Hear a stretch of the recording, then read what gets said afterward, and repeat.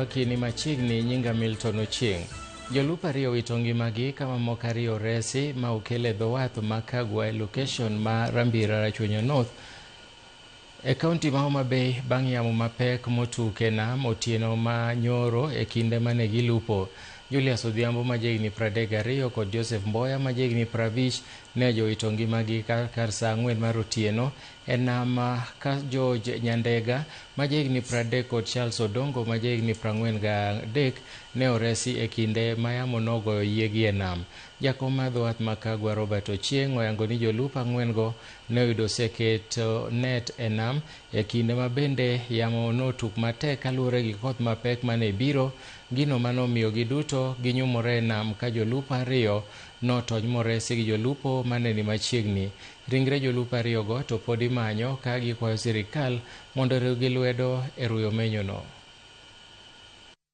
Moka 4 nowuok odhi nam gotieno godhiambo nyoro. Auka no ochwoyo yie ma ji ariyo dong' e pi, ji ariyo oyudi. Ko nyaka sani odhi omi yie mane gin godo. Yie ok obarore. Gima notimore auka yamo. Nyako ino ochwoyo yie monimo gi yie. Ji ariyo olal to ji ariyo nomako bath yie kuma nodong'. Obi okonygi gi yie moro machielo. Ji ariyo mothogi iluongo ni Julius Odhiambo, jahiga 32. Machielo iluongo ni Joseph Odhiambo Mboya, mago manotho.